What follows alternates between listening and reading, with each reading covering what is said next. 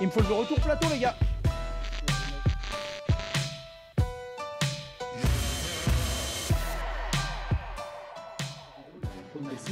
Pas de retour plateau, les amis, c'est pas grave, c'est la première, on fera 100. Normal. Bonjour à toutes et à tous, et on revient. Est-ce qu'on est là? Est-ce qu'on est en direct? Ah, ça y est, on est là. On arrive doucement, tranquillement, les amis. Bonjour à toutes et à tous, bienvenue sur LSD pour cette première de la saison, de la 4e saison. Et voilà, on fait comme on peut. Je suis tombé sur 2-3 loustiques qui m'ont un peu abîmé ce week-end. Merci Pierre, qui était un peu énervé de son match. Non, c'est pas vrai. On est très heureux de vous retrouver toutes et tous pour cette première de la 4e saison de déblayage déjà. J'ai troqué ma veste pour vous m'en voudrez pas, mais elle reviendra dès la semaine prochaine. On a réuni un petit plateau isérois là, iséro, grenoblo, uselot un petit peu, même si les uselots présents sont pas forcément des uselots d'origine, mais on va présenter tout le monde. On va commencer par notre ami David Niquez. Comment ça va, Dave? Ça va bien. T'as la forme? Oui, merci pour l'invitation. Ouais. Plaisir d'être là pour le début de la 4e du coup. Et bah ouais. Je pensais que ça faisait 9 moi. Alors ça fait 9 saisons d'LSD, mais 4 saisons de déblayage. Merci, tu fais bien, tu es fort. Tu me permets de pouvoir le redire. 10 ans l'année prochaine, peut-être, Inch'Allah, comme dirait Elias, qu'on salue. Merci Dave d'être là. Écoute, merci coach. Pour c'est gentil. Local, amateur, ça fait plaisir d'être mis en valeur. T'es adorable, coach de Cessin, mais également qui fait partie du staff de Nîmes, voilà, et de la Suisse. Ouais. Voilà. Et puis tu as un autre boulot à côté. Voilà. Et tu as plus de femmes, plus d'enfants. Du coup, j'imagine que tout le monde t'a quitté. Puis quand même. Et on la salue. Et elle m'encourage aussi un peu. Les abos qui doivent payer. On la salue. Véronique d'ailleurs, de son prénom, dans sa boutique à Grenoble. N'hésitez pas à aller la voir. Jean-Jacques, comment ça va? Ça va nickel, merci. T'as la forme? Ça va. Ouais. Parfait. Alors, il m'a dit, Dave, j'emmène un ancien. Ouais, c'est ce qu'il m'a un peu dit aussi. Voilà. C'est ça. C'est compliqué de faire partie des anciens ou pas? Non, ça va. Ça fait... On sent un peu vieux des moments, mais c'est cool. Tu le vis pas trop mal? Non, ça va. On a plutôt un bon groupe, donc c'est cool. Joueur de Cessin, on reviendra évidemment sur ton parcours, puis sur le parcours de la saison dernière des Cessinois, qui a été intéressant. On pourra parler de l'évolution de ce club. En face, mon ami Pierre Emery. Pierre, je crois que tu es venu chaque année depuis le début de déblayage. Ça me fait une joie de venir. C'est une super invitation à chaque fois. Mais c'est vrai, je crois que chaque année j'ai une photo de toi. T'as pas vieilli. Presque, pas. Ouais. Là, j'ai des lunettes maintenant. Mais au tout début, t'étais même à deux doigts des fois, le terrain t'appelait un peu pour être coach, tu doutais, mais ça y est. Il m'appelle toujours. Il t'appelle? Ouais, le terrain, mais pas les bons ans. Pierre, président de l'US de Pont. Pierre, on va parler avec toi de cette évolution de notre rugby amateur. Tu vis une intersaison compliquée, on peut le dire comme ça? Ouais, pas facile. Ouais. D'un point de vue associatif, d'un point de vue personnel sur le club, on parlera de ça parce que c'est important aussi de montrer quand t'es président ou dirigeant de club, que t'es face aussi à une machine qui est parfois compliquée à gérer. On évoquera l'actualité de Ponté. Allez. Merci mon Pierrot d'être là. Ensuite on a amené deux vieux, pour le coup je peux le dire, 80 ans à eux deux. Quel âge t'as, JB, toi? 25. Ouais, donc c'est ça, 80 ans à eux deux. Jean-Baptiste Reynaud, qu'on pensait fini pour le rugby. Et moi aussi. Voilà. Et il y a un club qui quand même t'a relancé cette année. Ouais. Étonnamment. Ouais. Non, c'était l'occasion de boucler un peu la boucle. Ouais. Voilà. Donc. Alors je vous l'avais dit, JB Reynaud il parle beaucoup avant les émissions, puis dès qu'on attaque, voilà. Petit message à ma régie, j'ai un petit souci de luminosité s'il vous plaît sur ma caméra à moi, il faudrait qu'on vienne régler probablement le réglage de la caméra, comme c'est la première, on fait les réglages en direct, si Théo peut venir s'il te plaît, peut-être la basculer en auto ou autre. Damien Juncker, comment ça va Damien? Ça toi va, aussi on pensait presque fini pour le rugby. Oh, moi ça fait un moment que c'est fini pour moi. Et finalement t'es reparti pour un tour. La saison dernière à ISO, avec la descente, ça devait être la dernière. C'était déjà la dernière avant. Ouais. Voilà. Pour être honnête, avec Saint-Martin-d'Air, à la fin j'ai dit que j'arrêtais. Et c'est Nicolas Badin et Gilles Parente qui m'ont laissé 2 semaines de sursis, tranquille. Et après qui m'ont fait débarquer à ISO. Ouais. Et du coup j'ai reprolongé d'1 an pour diverses raisons. Bah, on l'évoquera tout à l'heure. En tout cas, voilà, vous représentez ce club d'Iso qui est donc en régional 1. Les amis, vous le savez, sur LSD, on parle du rugby amateur et on a énormément de choses à dire. On a plein de matchs, quasiment une quinzaine de matchs à vous montrer. On va déjà partir de la régionale 2, s'il vous plaît, puisque ça a repris également en régional. Petit message également à ma régie, si on peut monter un tout petit peu le cadre, on est juste en haut, c'est la première, les amis, vous ne nous en voudrez pas. Le tableau de R2, est-ce qu'on peut l'envoyer, s'il vous plaît? Il est là, il arrive avec le Touvet Pontcharra qui s'incline à la maison contre Jarichamps 35-16. Une poule de R2 avec pas mal de derby. On en parlera avec toi, David, parce que c'est comme une zone que tu maîtrises bien, le Grésivaudan. Le CS Grésivaudan, justement, qui s'incline à la maison contre Annemasse 31-15. Le RC Tonaravi qui s'impose contre Échirol. Et là, on en parlera un petit peu avec toi, Pierre, de ce club échirolois 12-10. Et l'Aravoire qui s'impose contre le rassemblement Ugine Albertville Faverges 29-22. Alors on va rester sur cette poule. Déjà David, ça me donne l'occasion de parler un petit peu de ton parcours. On t'a connu il n'y a pas si longtemps dans les clubs du Grésivaudan. Un petit mot sur ces clubs que tu connais bien. Oui, si on peut anticiper un petit peu sur ce que vit l'US de Pont aujourd'hui, je l'ai vécu sur une fin de cycle au CS Grésivaudan. Donc des moments pas faciles où la dernière année de régional il a fallu batailler avec un groupe qui a été solidaire et qui manque d'un cheveu de se qualifier mais sans réserve, donc une saison sportive compliquée. Après ça reste un club familial, convivial, il y a beaucoup de gens qui sont vraiment des amours et des amoureux du rugby. Voilà, on a aussi dans cette poule le RC, le Touvet Pontcharra, RCTP, qui pareil vivote et essaie d'avoir un petit peu de rayonnement sur son coin. Donc voilà, il faut leur rendre hommage à tous ces amoureux du rugby qui sont capables d'être là tous les dimanches, de proposer des équipes, de jouer, de ferrailler. Et voilà, peut-être que... ça fait partie quand même de la base de ce rugby amateur, ces clubs amateurs. Pierre, on a vu Échirol, qui est un club qui a un passé en fédéral, un passé pas si vieux que ça. Aujourd'hui, il est en R2, qui se reconstruit. Vous êtes juste à côté, vous avez des difficultés. Je crois que je te l'ai posé toutes les années la question. On a vu que dans ce championnat, en régional 1, notamment le GUC s'est mis avec Saint-Martin-d'Air, que Visil s'est mis avec Volnavé. On n'aurait jamais imaginé que ces deux équipes terminent ensemble. Est-ce qu'un jour, l'histoire, c'est de dire que les clubs voisins doivent s'associer? Je sais pas si c'est l'histoire de Pont-de-Clé et d'Échirol ou de Pont-de-Clé et Jarry, comme avec lesquels on va travailler cette année sur des jeunes. Mais c'est vrai qu'effectivement, après, peut-être que c'est le modèle économique des clubs qui va faire que. Nous, avec Échirol, on a bossé plusieurs saisons ensemble. On est toujours à deux doigts de faire un tout petit peu plus, et puis finalement, on n'arrive pas à s'entendre pour des petites divergences. Des staffs, des divergences sportives des deux structures. Parce que c'est pas toujours facile de fusionner deux entités. Voilà, ce qui est peut-être compliqué, c'est que actuellement, l'US de Pont a la chance cette saison encore d'évoluer en Fédéral 3 et Chirol en R2, et peut-être des fois la différence de niveau fait que le club a peur de se faire absorber. Alors c'était soit on fait un gros club, mais ça se décide pas comme ça en 3-4 mois avant la fin de la saison, quoi. C'est quelque chose qui doit se réfléchir, puis ça peut pas se réfléchir sans les collectivités. Enfin, je veux dire, c'est quand même quelque chose de plus important.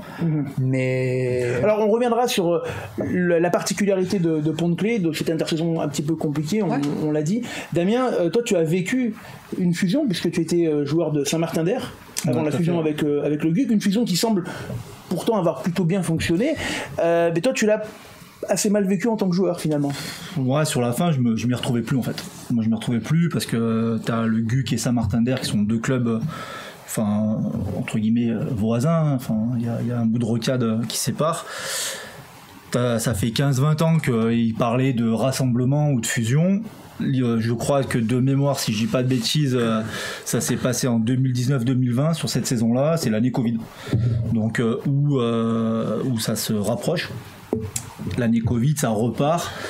Et les joueurs, malgré deux identités fortes de chaque club, on arrive à fédérer quelque chose sur le plan sportif. Et en fait, on arrive à vivre une aventure sympa. Donc, moi, je suis parti après la montée, du coup, contre nos amis du MOL. Et voilà quoi. Donc j'avais décidé d'arrêter là. C'est un rassemblement qui pour moi était nécessaire, parce que de toute façon, faut se dire les choses. Dans le temps, ça va être de plus en plus compliqué. Et ce qui va se passer, c'est que... donc tu le trouves nécessaire, mais finalement, toi, moi je m'y retrouve pas, parce que moi je fais partie un peu, comme diraient les... Alors, on en profite des photos qui te mettent un petit peu ton front en avant, en valeur, pardon, comme celle-ci. Du coup, je passerai à la tondeuse après. Mais... D'ailleurs, on remercie Pauline pour les photos. Mais je leur toucherai 2 mots qu'il y a Pauline. Mais... D'ailleurs, t'as vu comment on l'a bien laissé, on est bien resté dessus. Damien, on en profite d'être avec toi. Raconte-nous un petit peu, toi, ton début au rugby. Ta première licence, c'était où? Moi, ma première licence, elle a Voiron. 1985, c'est ça? 84. Ouais, pas loin. Ouais, à peu près. Je sortais à Voiron. À Voiron, ouais. Au Sauve. Ouais, au Sauve. Premier éducateur, c'était Jacques Gouillet, Christophe et Martelon et Yvan Martelon. Donc c'était les trois premiers. J'ai eu Poulet aussi à l'époque quand c'était en groupe B. Parce que tu habitais dans le coin? Ouais, j'habitais à Bilieu, tu vois. À Bilieu. Donc belle équipe de foot à Bilieu. Belle équipe de foot. Ouais, indien. Du coup, donc tu prends le rugby à Voiron. Du coup, je prends le rugby à Voiron jusqu'à cadet. Je fais un petit passage au foot. Voilà. Non. Ouais. Dans quel club? J'ai joué à Saint-Martin-d'Air, j'ai joué un peu à Sassenage, voilà, deux, trois clubs comme ça. J'avais un pied droit qui me servait pas à grand chose. Ouais. Pied gauche à monter dans le bus. Du coup, je suis revenu au rugby. T'es revenu au rugby, du coup, dans quel club alors? Je suis retourné à Saint-Martin-d'Air. À Saint-Martin-d'Air, vers les 17, 18 ans, 19 ans. Ah oui, tu es resté quelques années. J'y suis resté un petit moment. Je suis parti à Villarbonneau quelques années. Je jouais avec des Manu Massi, des Clément Cure. On avait une belle génération où on avait la possibilité de faire quelque chose. Puis on n'a jamais réussi à passer ce gap. Ouais. Et Saint-Martin-d'Air où j'ai vécu du coup les montées, les finales championnats de France et tout ça avec des gens qui sont devenus des amis. Et un petit passage éclair à Saint-Raph et revenu au CARF, revenu dans le coin sur Saint-Martin-d'Air, Jarry. Ouais. Et puis atterri à Iso. T'as 53 ans. Voilà. J'ai trouvé plus mercenaire que moi. Bah du coup, fallait que je fasse leur JB sur un truc. Alors du coup, Alors vu un petit mot sur ta première année à Iso l'an dernier, une année sportivement déjà compliqué parce qu'il y a une descente au bout. Et oui, mon zinc, ça a été compliqué. Ça a été compliqué parce que on t'annonce que il y a 9-10 départs. T'arrives au 28 août pour dire allez, je viens avec vous, et t'en as 24. Donc t'en as, comme je t'avais dit, on avait déjà eu l'occasion de discuter, tu reconstruis en fait un groupe, tu reconstruis une équipe complète. T'as une différence qui est énorme quoi.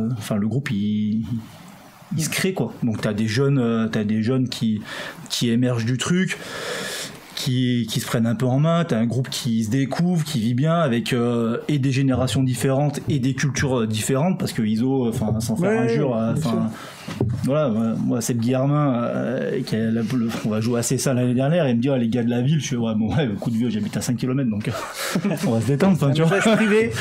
Donc du coup voilà, et en fait ça a matché, le groupe en lui-même a bien vécu. Sportivement ça a été plus compliqué parce qu'il nous manquait du banc, il nous manquait du monde, mais on a tenu quand même tenu nos matchs quand on était complet. Le problème c'est que quand il te manque 2, 3, 4 bonhommes, tu passes vite de 2-3 bonhommes à être à poil. Et alors une saison que tu pensais être la dernière, tu l'avais annoncé, une saison marquée par un drame, la disparition de Thomas, que tu connaissais finalement que depuis une année, mais comme tous ces jeunes, tu les avais pris un peu sous ton aile derrière. Ouais, Thomas on avait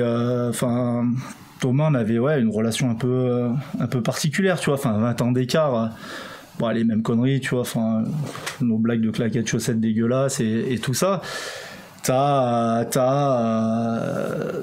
T'as eu ce drame qui a affecté tout le monde, tu vois, et puis qui est encore, faut se dire les choses, qui est encore très présent, tu vois, voilà, c'est quelque chose qui marquera en tout cas cette génération et ce groupe-là à vie. Et c'est comme ça, mais après il faut. Et finalement, avec ce drame, le groupe qui devait exploser avec la descente s'est resserré. En fait, il s'est resserré autour de ça en fait. Ce qu'il y a, c'est que Thomas devait partir, hein, c'est pas un secret, il devait partir. Tout le monde discutait un petit peu de partir à droite à gauche, voire d'arrêter. Et voilà, écoute, il y a eu cet accident, et il fait partie de cette nouvelle histoire. Qui fait partie de cette nouvelle histoire. Quoi. Donc voilà, donc aujourd'hui il faut apprendre. Et tu vois, on en a parlé un petit peu avec Lias et tout, et il y a pas plus tard que la semaine dernière, où il y a même encore peut-être 48 heures, tu vois. Mais il y a ce redémarrage de cette saison sans Tom. Voilà. Et on savait de toute façon qu'il serait pas là sportivement, mais on pensait pas qu'il serait plus là tout court en fait. Donc il faut aujourd'hui quand tu rentres dans le vestiaire, tu rentres dans le vestiaire, il est plus là quoi. Donc la petite blague que t'avais de con, tu l'as plus, ça te manque, c'est comme ça, il faut apprendre à vivre avec. Et ça, je pense que c'est quelque chose où tu fais le deuil sur une partie, mais tu fais aussi un deuil, tu as un deuil à faire aussi sur une partie sportive qui prendra un peu plus de temps. Merci, jeune homme. Je peux dire jeune homme ou pas du tout ? Je peux dire jeune homme. On reviendra tout à l'heure sur les Zouglous. On enchaîne. On était à la régionale 2 poule 3. Poule, on a dit, bien centré autour du Grésivaudan. On va passer à la régionale 2 poule 4. Est-ce qu'on peut avoir les résultats ? Ils arrivent avec encore un club du Grésivaudan, le RC cette fois, qui s'est imposé 20-18 du côté de Pont-de-Cherry. Belle victoire à l'extérieur. La Côte-Saint-André, qui est un club qui se structure pour les années à venir, un club qui a toujours été formateur également, lui à Côtoise qui s'impose à Saint-Donat 32-17. Nos amis de Varassieux s'inclinent contre Saint-Égrève, qui a changé de président. Saint-Égrève, c'est le plus joli cadet, et le nouveau c'est... Je vais te le trouver. Merci. Philippe Caterina. Philippe Caterina, j'ai appuyé trop fort sur le truc. Caterino, pardon, excusez-moi, j'avais pas mal révisé mes fiches, merci Pierrot. Un petit coup d'œil sur la Cévennes, on est obligé d'en parler, parce que la Cévennes a gagné 27-24 contre la Verpillière de notre ami Christophe Venditti, d'ailleurs, qui était là l'année dernière, avec l'homme du match, Yann Arnaud, président de Vienne, qui a joué titulaire en 9, en 2, en 8 et en 15, un petit peu tous les postes.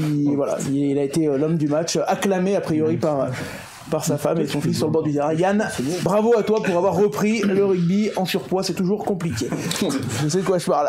On enchaîne avec Cullin, qui s'est imposé 20-3 contre Soucieux de Christophe Grange, l'ex-entraîneur d'Iso. Voilà pour les résultats. Alors on va pas parler du classement, c'est la première journée, vous comprendrez bien que ça n'a pas un grand intérêt. On enchaîne avec la régionale 1, et là il y a pas mal de choses à dire. Régionale 1 déjà, poule 4.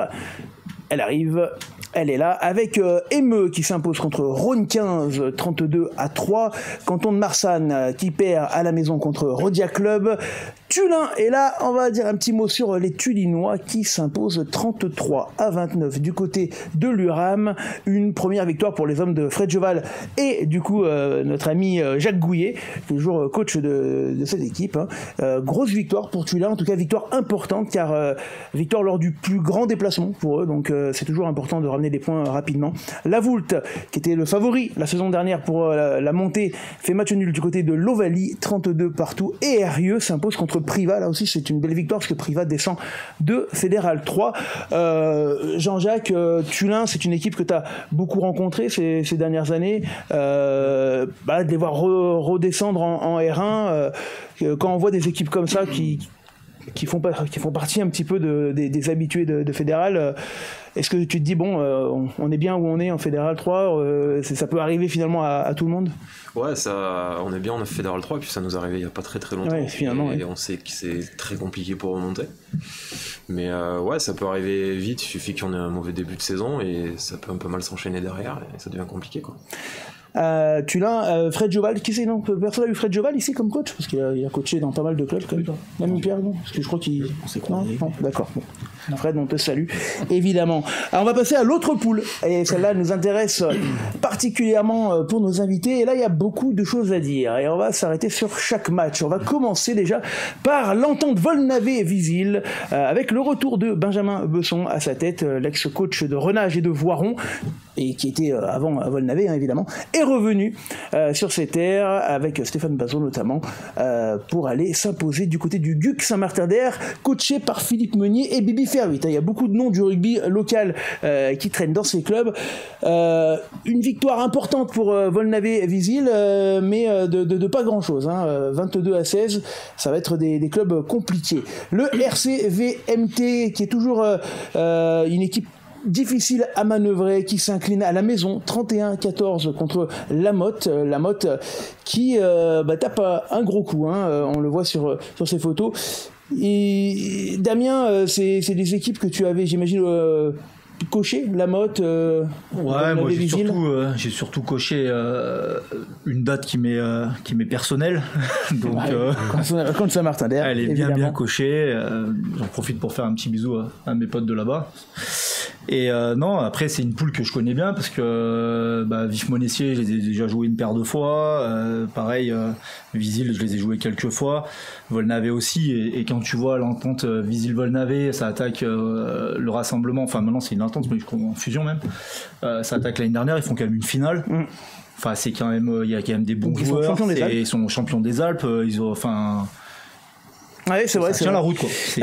Vif-Monestier qui aura marqué un essai par Rigo Danzo, 4 essais pour Lamotte, Gentil, Didier, Crété et Christophe. Voilà, parce que j'ai pas donné les autres marqueurs d'essai tout à l'heure, je m'en excuse. Pour Volnavé, c'est Touche, Domingo et Pelanchon qui ont marqué, et Tégon pour le GUC Saint-Martin-d'Air. La Mure. Alors, on avait annoncé Nicolas Carmona, notre ami coach à la Mure en fin de saison dernière. Finalement, ça n'a pas pu se faire en dernière minute, donc il n'est pas retourné à la Mure.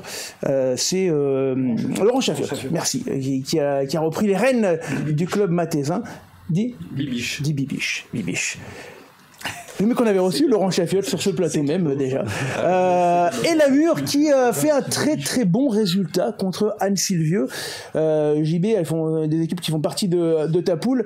Anne-Sylvieux, l'an dernier, quart ou huitième de finaliste du championnat de France, qui perd contre Visil-Volnavé la finale de pas grand chose. 8-8 à la Mure, ça voudrait dire que c'est comme d'habitude toujours très compliqué d'aller sur le plateau. Non, après moi c'est des équipes que je vais découvrir.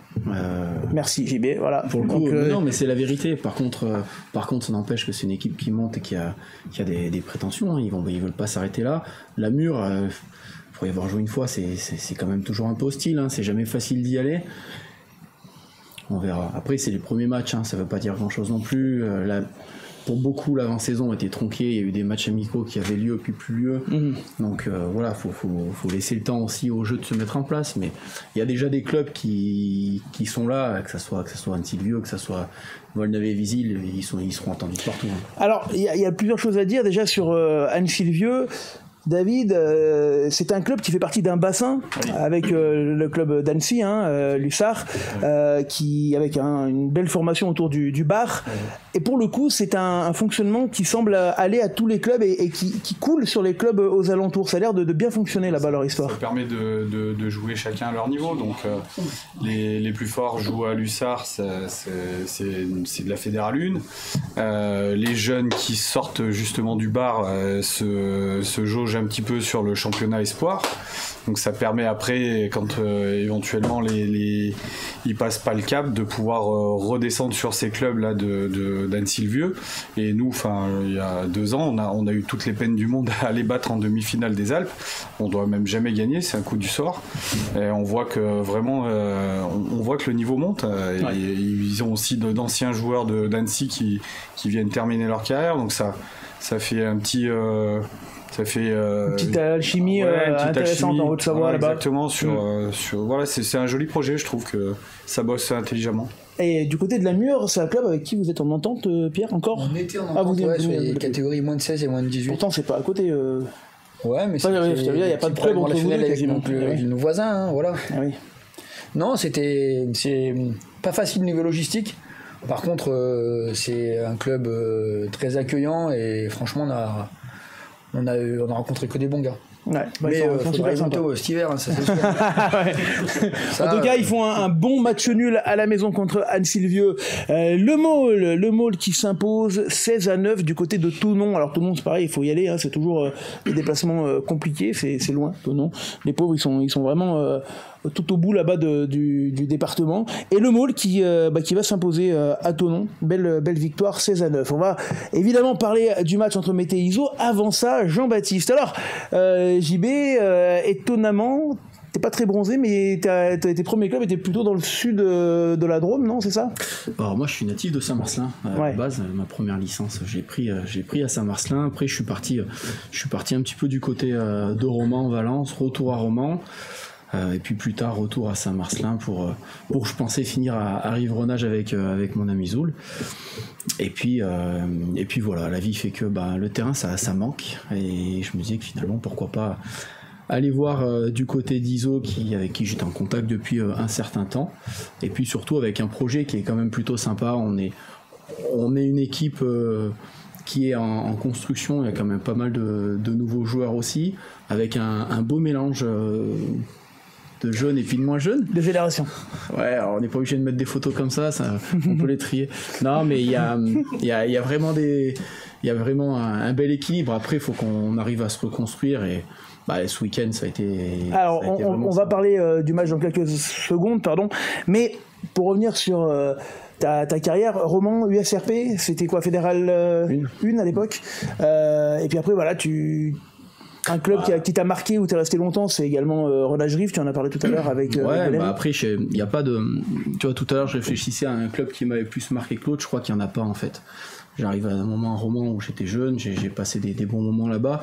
Je reviens à Saint-Marcelin parce que pour moi, c'était important de rendre un petit peu la monnaie à mon club formateur, et puis vivant dans le pays voironnais, après ayant une famille, c'était aussi plus compliqué niveau logistique, donc je me suis rapproché. On a connu une descente aussi, et on a eu la chance de connaître le bouclier et la remontée derrière, et puis quatre super années en fédéral avec des matchs de montée chaque année quasi. C'était des beaux moments. Chaque club est différent, et vraiment même cette année c'est bien. Donc là tu rattaques après un an quand même de... Ouais, après un an et demi d'arrêt, mais ouais, je sais pas dire que ça se voit pas, mais quand on a envie, en fait, on est capable de se remettre au niveau quand même. Voilà. Non. Bon, Damien, alors, Jean-Baptiste était réputé pour pour beaucoup parler sur un terrain, être un petit peu chiant. Est-ce que ça... Il était en PLS. Voilà, ça méritait. Alors, non, est-ce qu'il est toujours aussi un peu incisif sur est-ce qu'il parle toujours autant sur le terrain, ou non, il avec l'âge? Je sais pas, il était peut-être timide hier, il était un peu calme, il était plus fort dans le bus, mais... Ah ouais, c'est vrai. Non, c'est pas vrai. Avant le bus, quoi. Du coup, ce déplacement... Alors, cette équipe de ISO, on en avait parlé, on a quelques images quand on était venu vous voir à l'entraînement sur la préparation physique que l'IS Chamonix avait effectué. Vous partez un petit peu dans l'inconnu, beaucoup d'arrivées, un mélange avec des anciens, le retour de Jean-Jacques Boss également au club une dizaine d'années après. C'est pas forcément évident de partir comme ça. JB, toi, comment t'as trouvé le groupe quand t'es arrivé? Moi, je suis un peu arrivé comme un cheveu sur la soupe, hein. J'étais pas vraiment prévu au programme. C'est un groupe qui vit bien. Qui vit vraiment bien. Il est arrivé, alors t'es arrivé après la prépa physique. Alors moi j'ai raté la prépa, moi c'est comme par hasard. À 37 ans, si tu veux, après on a des faveurs quand même. On court un peu moins aux entraînements que les autres. On voit d'ailleurs Nemani qui était là, qui est le centre ailier fidjien de cette équipe, dont l'oncle fait partie du staff de l'équipe nationale fidjienne. Ouais. Du coup, on l'a pas contacté parce que Jean-Jacques va faire la gueule. Tiens, d'ailleurs, on voit quelques anciens passer également du côté de l'agglomération grenobloise. Damien, toi, voilà, vous partez cette année. C'est quoi l'objectif? C'est la remontée? on va se détendre. Enfin, je pense que, comme disait Jean-Jacques tout à l'heure, c'était déjà compliqué de monter à l'époque. Ça va être encore plus compliqué de monter maintenant, parce que si je dis pas trop de bêtises, c'est que le gagnant qui monte. Alors c'est le gagnant de la finale de la Ligue Aura. Donc c'est-à-dire qu'il faut être champion des Alpes à Grenoble, passer la demi-finale et gagner la finale de Ligue Aura. Et pour la finale de R1, l'an dernier c'était Bassan-Crussol-Viria, c'était une très grosse finale. Je les ai regardés via le LSD. Enfin, franchement, ça joue quoi. Ouais. Donc déjà ce que je dis toujours, et ça va en faire sourire 2-3, mais c'est ce que je dis toujours, t'as l'ambition et la prétention en fait. L'ambition c'est de faire une bonne saison, la meilleure possible, et la prétention c'est de se croire arriver. C'est le meilleur moyen de se casser la gueule. Donc on va prendre les matchs les uns après les autres.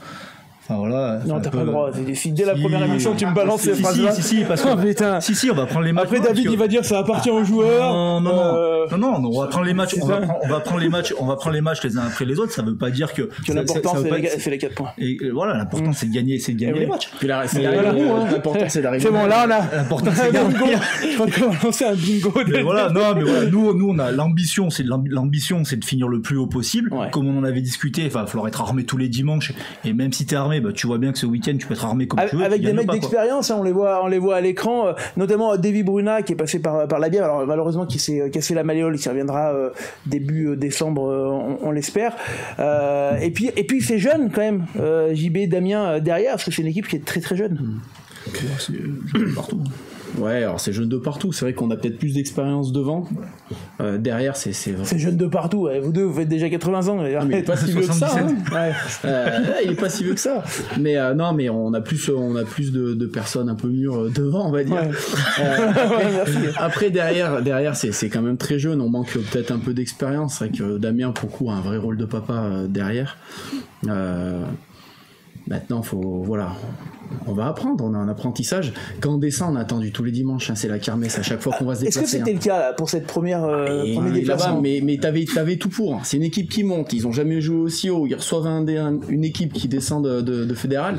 C'était la kermesse. Alors on va voir, on a les photos de la rencontre, je veux bien qu'on les mette s'il vous plaît en régie. Comment ça s'est passé ce match, l'arrivée? Une belle ambiance a priori, hein.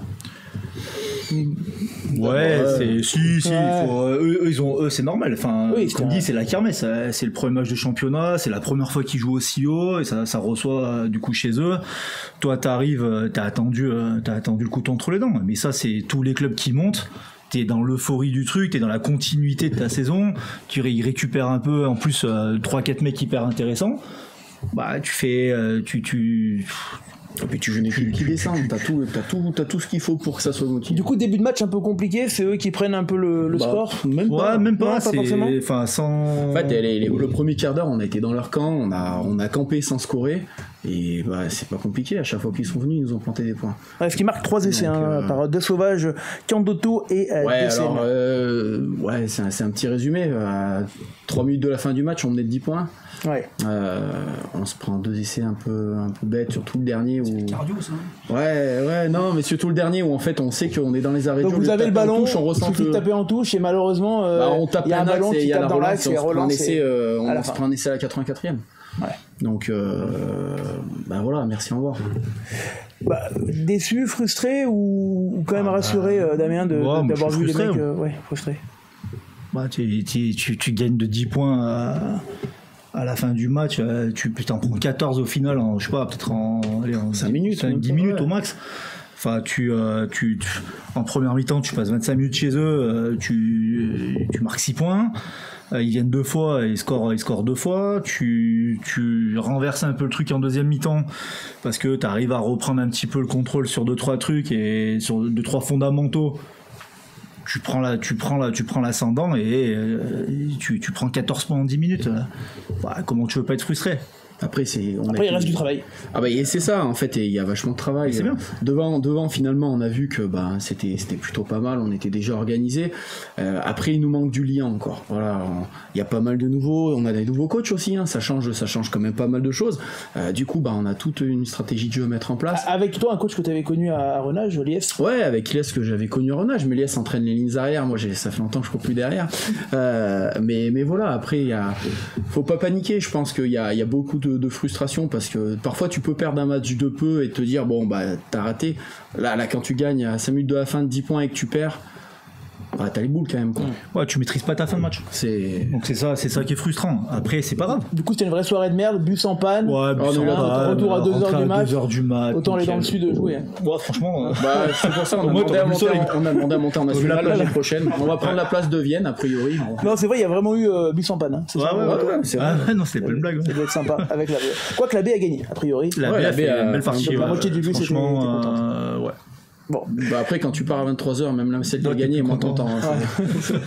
Merci messieurs pour ce paragraphe Uselo. On va passer à la Fédérale 3 avec un coup d'œil déjà sur la poule 4. C'est une poule qu'on parlait un petit peu moins la saison dernière, mais on s'est pris d'affection pour cette équipe de Viria dont on vous parlait tout à l'heure, qui a été donc on vous le rappelle championne elle de l'Ain puis championne Ligora.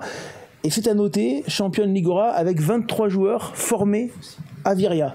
Donc ça veut dire que c'est encore possible, parce que Viria c'est pas non plus une mégapole, hein, une mégalopole, donc c'est possible encore de pouvoir arriver. On salue le président Christophe Thévenard, Viria, alors qu'il travaille bien aussi avec le club de Bourg-en-Bresse qui est pas trop loin, mais voilà, qui est un club formateur, et qui jouait un derby contre Belleville pour commencer sa saison en Fédéral 3, avec une très belle victoire 31-26, voilà, pour nos amis de Viria. Faucigny-Mont-Blanc, l'ancien club du président Tonnelier de la Ligora qu'on salue, s'impose contre Monceau 19-18, PSC Couchois 15-10 contre le Stade Montchaninois. Voilà, on va Pays de Gex, que j'ai pas dit qu'il avait gagné également avec une 40aine de points. Alors là, on va rester, on a pas mal de choses à dire, on a eu énormément de retours et on remercie tous les clubs qui ont joué le jeu. On a plein d'images à vous montrer entre la fête 3 et la fête 2 et la fête 1. On va se régalé, et on va commencer par Beaurepaire Asmida. Beaurepaire qui avait été promu donc la saison dernière en Fédéral 3, qui n'avait pas terminé très très loin de la qualif, hein, puisqu'on les avait suivis sur un match notamment à Châteauneuf, voilà, avec Mickey Chenavier qui est là depuis 50 ans quasiment dans le club, ou pas loin, et Beaurepaire qui s'impose à la maison pour sa première contre l'Asmida qui avait fait une belle, c'était une grosse équipe de la poule l'an dernier, Davin. Oui, bien sûr, ouais. Ils ont fini dans les qualifiés. Ils étaient venus premier, si je dis pas de bêtises. Oui, premier, devant la premier, tour. Ils terminent premier.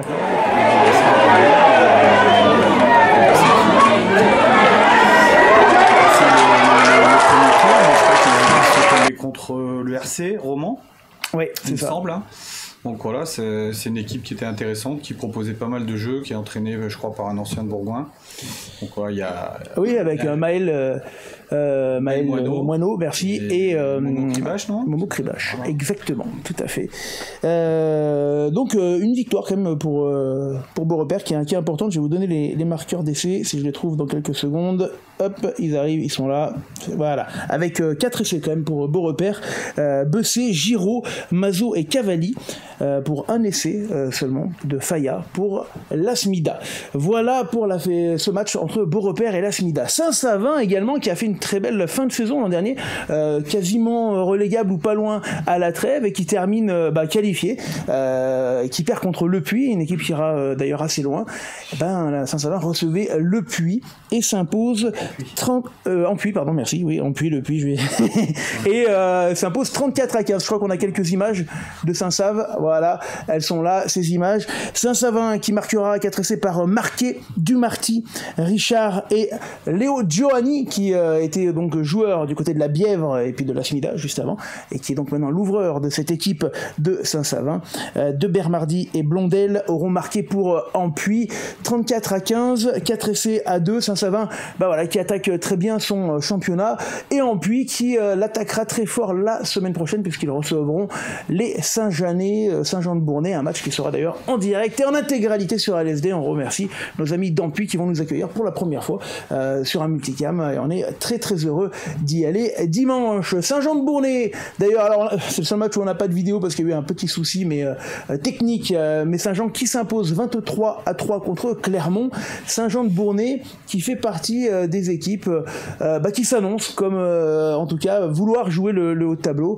Saint-Jean-de-Bournay qui fêtera ses 100 ans l'année prochaine, et l'ambition non cachée du club étant de pourquoi pas retrouver la Fédérale 2 l'année du centenaire. Ça pourrait être un mot intéressant. C'est pas Iso qui va faire aussi son centenaire Si, cette année. Si, ouais, cette année. Ouais. Donc vous aussi, c'est l'idée, c'est de monter pour les 100 ans.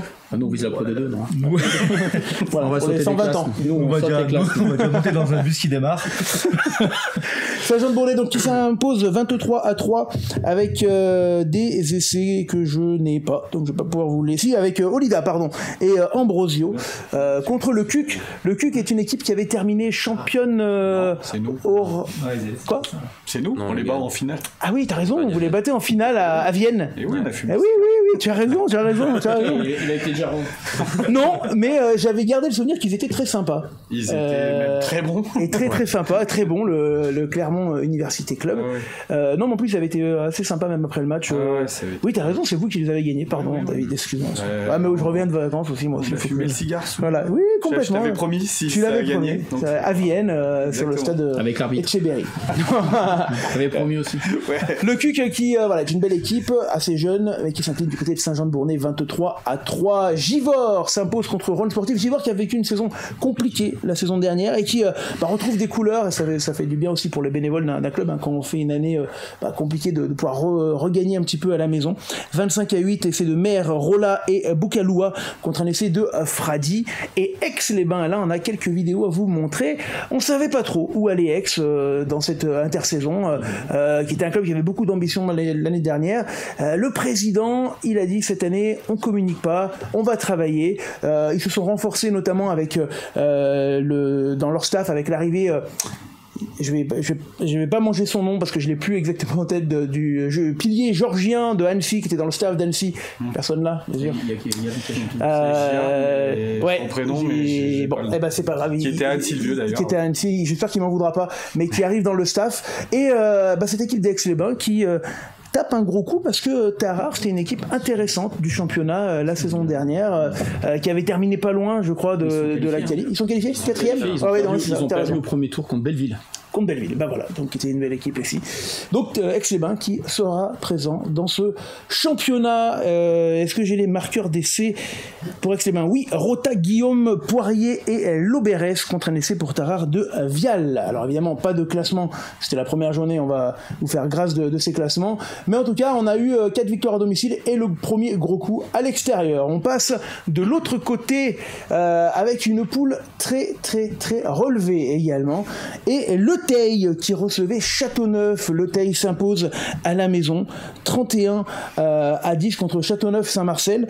Le Teil, il faudra également compter dessus, c'est des équipes toujours difficiles à manœuvrer avec Fournier, Vetter et Couden qui marquent, Deschamps qui marquera pour Châteauneuf-Saint-Marcel. Alors on a parlé tout à l'heure de Bassin de Crussol. C'est une équipe que vous avez joué aussi c'était Châteauneuf que vous aviez joué vous en demi-finale. Bassin de Crussol qui ont donc fait la finale à Gerland avec quelques joueurs passés à Vienne. Ils la perdent contre Viria, notamment Mathieu Cambera-Béraud qui joue dans Benoît Moscus également. De beaux joueurs, et c'est un club qui a un vrai projet de remonter, qui avait ce projet de remonter en Fédéral 3 et qui maintenant veut s'y installer. Il s'impose et c'est pas une moindre raison. Je crois qu'on a quelques photos, les amis, de ce match. Oui, c'est ça. Contre Tournon qui descend de Fédéral 2, puisqu'on est dans une poule où on a 2 descentes de Fédéral 2. Pierre, c'est compliqué quand même quand t'as 2 mecs qui descendent, 2 groupes, qui descendent de Fédéral 2 dans la même poule, non? Ouais, mais surtout c'est des clubs historiques de Fédéral 2, quoi. Tournon, Montélimar. Je pense qu'ils vont vite se reconstruire. Enfin, les bruits disent que Tournon n'ont pas perdu grand monde et que Montélimar, avec un petit peu l'arrivée de Martin, c'est ça, non? C'est ça. Rémi Martin qui a pris le. C'est un renouveau, c'est un nouveau cycle à Montélimar. Un petit talent, mais c'est. Ouais, ça va être très compliqué d'aller chez eux et de les recevoir. J'imagine aussi c'est intéressant quand Jean-Jacques d'avoir en face de soi des clubs qui jouent en fait 2 juste avant pour se jauger. Ouais, complètement. Ça me donne une adversité un peu plus importante, donc on a tendance un peu à surpasser et vouloir prouver que nous aussi on veut pas forcément de suite ou à court terme monter à ce niveau-là, mais ça permet de se jauger, de se transcender un peu. Ouais. Alors on parlait de l'autre équipe qui descend, c'est Montélimar, avec Rébertin qui s'impose du côté du RC Sévenol 27-5. Alors on a peu d'infos, je sais pas si vous en avez sur cette équipe du RC Sévenol, Dave, Jean-Jacques, non? C'est Alès. côté d'Alès. C'est un petit peu l'inconnu de cette poule. J'étais pas dans le secteur, donc on n'a pas de... Très peu d'infos. Ouais, on va remettre les résultats, s'il vous plaît, en régie. Je voudrais qu'on maintenant s'attarde sur Renage-Rive. Alors on parlait d'équipes difficilement manœuvrables, ça fait partie de leur ADN, hein, c'est toujours compliqué.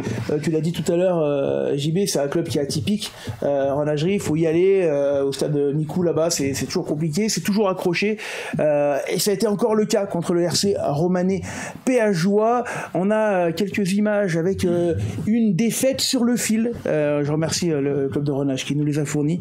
Une défaite sur le fil pour les Renageois, malheureusement pour eux, contre le RC Romanais Péageois, malgré 3 essais de Pierre-Laurent Bré, de Roussillon et de Arthur Glauda. Arthur Glauda, que tout le monde connaît, on en avait parlé lors des soirées des trophées, qui était un des meilleurs avants de ce championnat la saison dernière, et qui a fait le choix de rester à Renage malgré des sollicitations plus hautes. Il veut faire briller encore ses couleurs une année, bravo à lui, qui marquera le 3e essai contre 3 essais romano-péageois de Bilba, Blanc et Ida. Voilà pour ce match. Final, une victoire 24-22, un petit peu difficile à encaisser pour les Renageois, mais qui sont quand même solides devant. Il y a du monde, Simplice Ndianou qui a repris une licence, l'ancien pilier de Voiron. On a également Rémi Mercury qui vient de la Bièvre. C'est des beaux joueurs devant. J'en oublie certainement avec qui revient de Saint-Priest. Oui, puis Pêcheur également devant. La première ligne c'est costaud.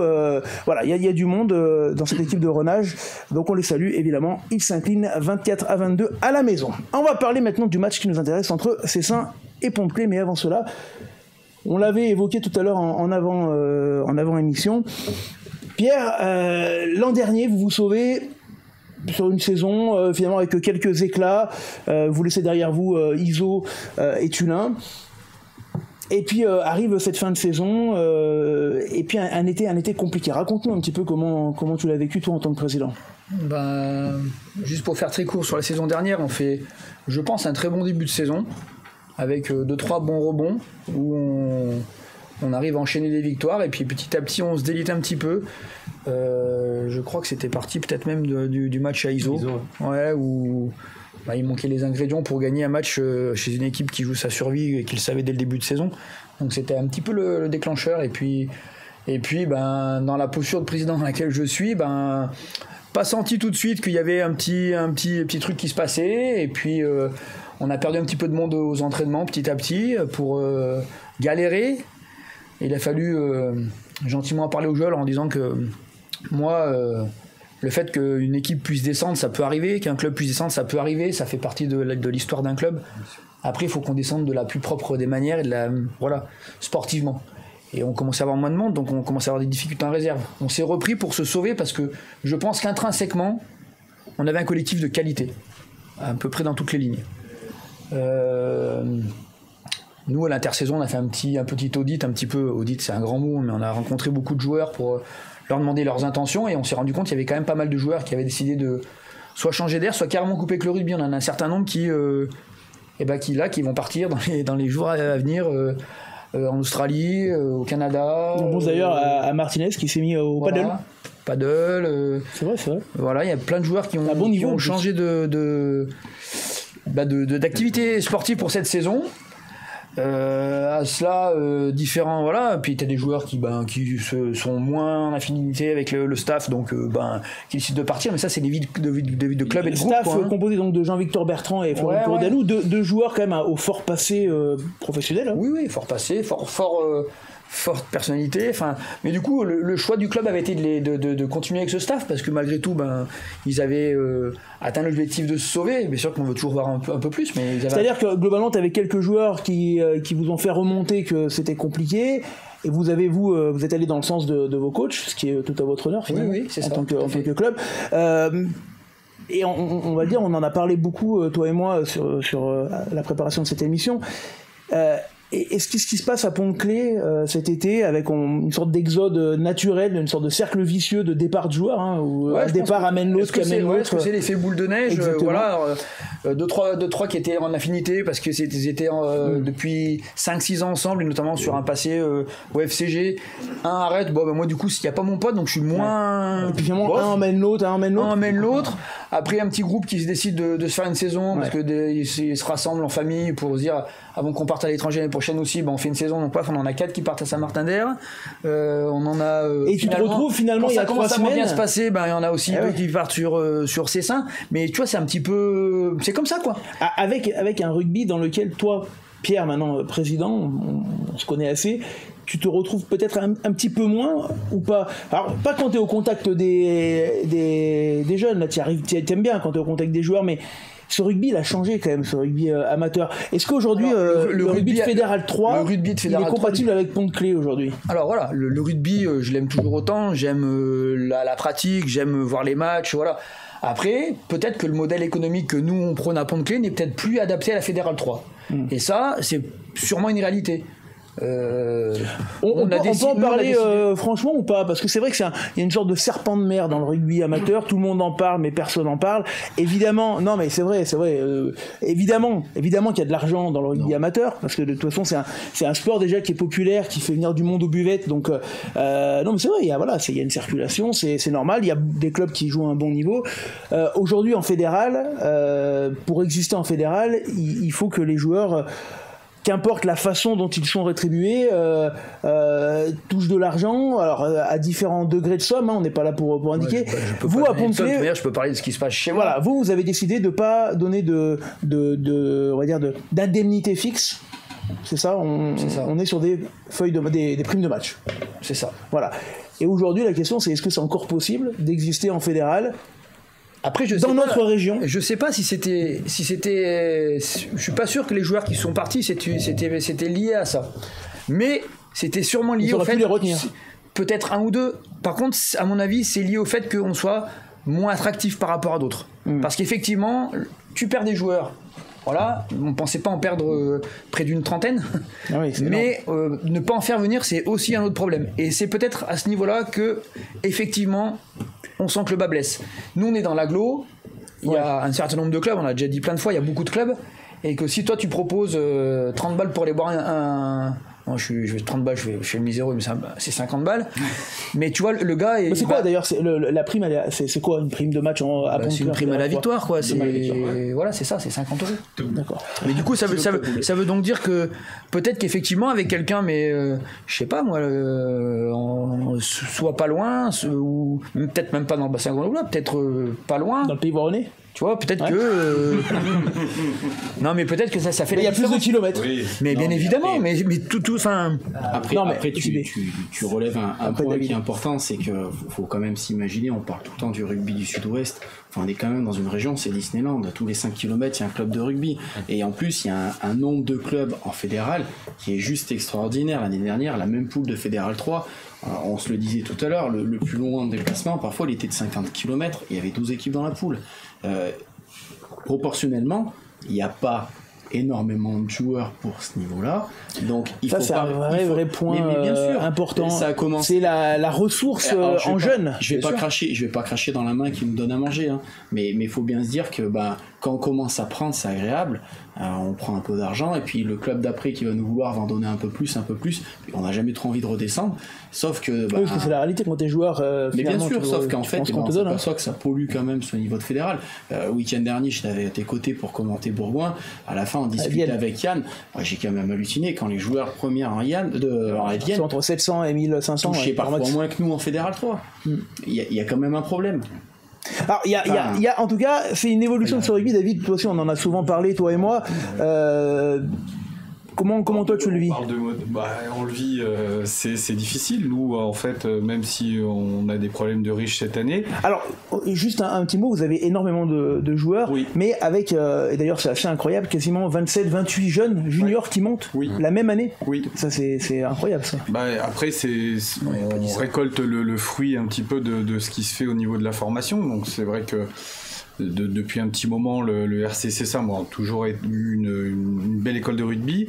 Là, sur les cadets juniors, ça bosse en national avec, il y a 2 ans, une demi-finale de championnat de France. Cette année, encore des phases finales. Donc, à chaque fois, en fait, on a des générations qui montent et nous, on refuse personne sur les tâches seniors. parce que c'est dans notre ADN de faire bosser tout le monde et de vraiment avoir un groupe élargi. Et cette année, on a été surpris parce que on avait ciblé des postes pour recruter et par rapport au modèle économique et voilà, les contacts n'ont pas forcément abouti sur ce qu'on pensait, mais on s'est retrouvé à gérer presque 80 joueurs à l'entraînement. Donc je crois que le plus que j'avais eu c'était à Pont-de-Claix en Fédéral 2 où le plateau il était à 72 joueurs quand on était en Fédéral 2. Là on est en Fédéral. Tu as eu cet afflux notamment de 25-30 jeunes qui était incroyable. Mais c'est super, on est super content. Après comme je dis, c'est des problèmes de riches. Après voilà, on a la chance d'être dans une agglomération où le rugby a encore sa place, plus que sur d'autres activités. Mais à terme, on ne sait pas ce qui peut se passer. Ce sont des cycles, comme dans tous les clubs.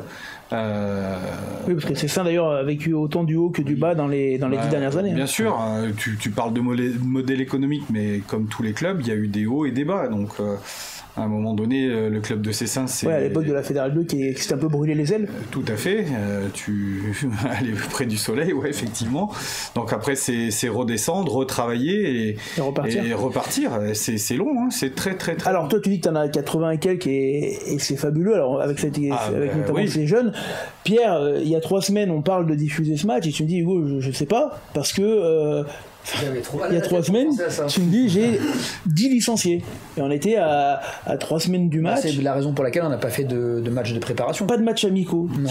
Et en fait, finalement, c'est un peu ce que vous avez vécu à ISO, Damien, là, en début de saison dernière, arrivé avec quasiment pas d'équipe B. En termes de nous ça a attaqué l'année dernière, on a commencé à doubler dès les premiers matchs, les entraîneurs ils sont un peu arrachés les cheveux quoi. Nico, Gilles, Davougier, Romain Choquet, tout ça ils ont pas eu que des vendredis ou des samedis soirs agréables, j'imagine.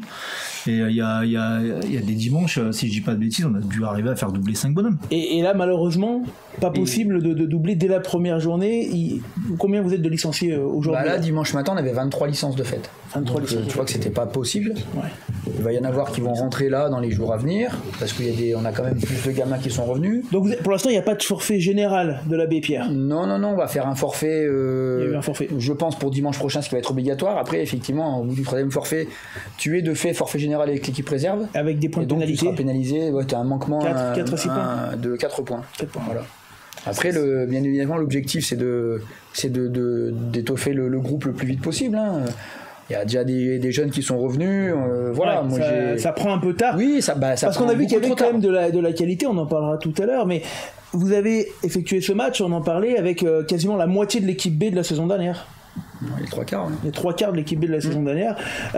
On va regarder la première mi-temps qui se jouait sous un soleil tellement radieux que... Alors d'ailleurs, j'ai un message. On arrête les numéros noirs sur maillot noir, s'il vous plaît, du côté de Pont-de-Claix, parce que c'est impossible à commenter. Voilà. Pour les vieux comme moi. Mais depuis le temps que tu connais pas les joueurs. J'y arrive pas. Non, mais bien sûr, ils avaient tous 18 ans, les gars. Bon, bref. Première mi-temps dans les conditions du direct avec un joli soleil et un vent du Sahara qui est venu également bouger ça. Première mi-temps assez bougeante, on va le voir.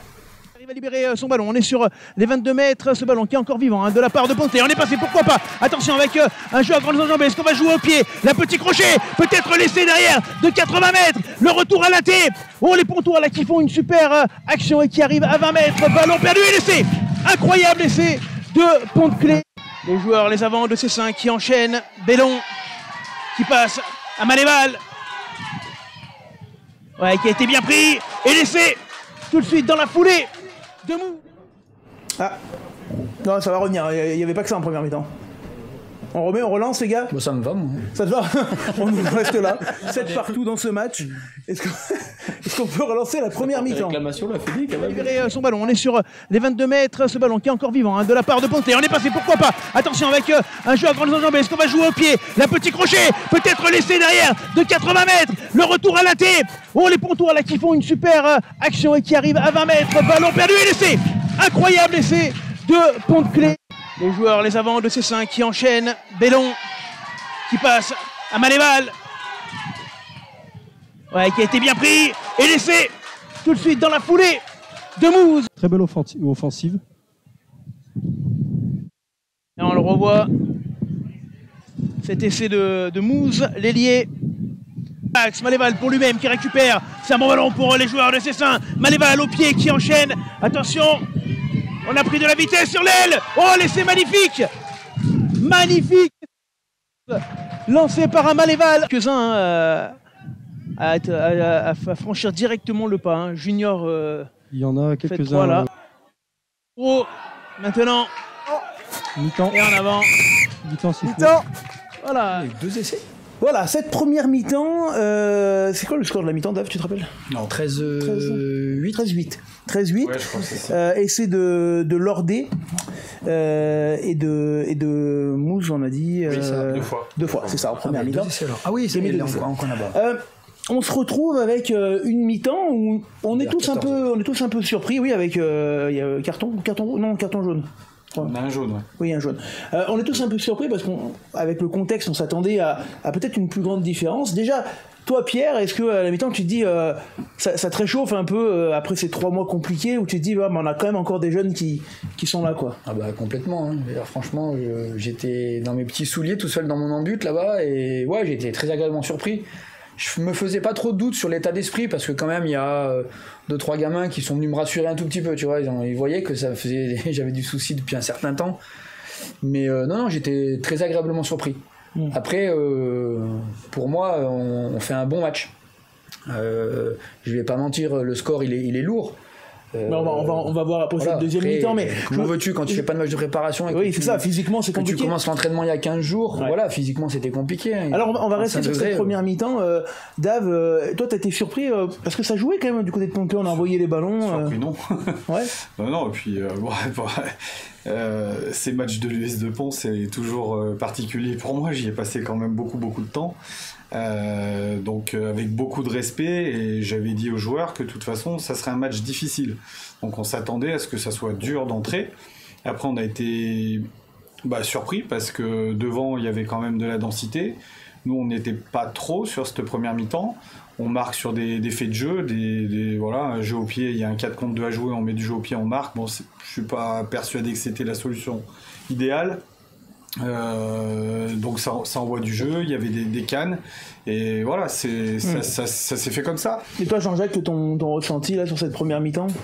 Ouais, ça a été un peu pareil, les 3 essais, ça vient un peu d'une action comme ça, par exemple l'essai en compte qu'on prend de 80 mètres où on loupe 1 ou 2 plaquages et ça va au bout à la fin, on se dit que ça va jouer vite, ça court derrière, et devant, comme le dit Dave, ça bougeait un peu, et que il va falloir quand même s'accrocher pour amener la victoire de Pontclair. Alors il y a cette mi-temps rapide d'ailleurs, la mi-temps là, qui a duré à peine 5 minutes à l'ombre, et surtout un retour, et on va le voir, physiquement malheureusement ça a tout de suite fait la différence. Cessin a été plus appliqué, a accéléré le jeu, et vous allez voir, ça allait très vite. Et on a pu régler un peu le micro-arbitre, c'est bien. Attention parce qu'on a traversé avec Thomas Amoré qui va y aller tout seul, Thomas Amoré, et qui va aller marquer entre les perches. On le rappelait, qui est allé marquer. Allez, attention avec ce ballon. Il est là Thomas Amoré, hein, vous le voyez. Peut-être un peu de fatigue avec la chaleur. Attention. Il faut du soutien, ils sont 2 contre 3, ça va être compliqué à jouer ce ballon, ça va être compliqué, et oui, c'était sûr, une infériorité quand même. Voilà. Sortez les gars, sortez. C'était là de Cessin, d'un carton rouge à Javon et d'un carton jaune, alors qui il a mis qui? 22 noir. 22, donc Messi. Vous la vivez avec nous cette touche, Chana.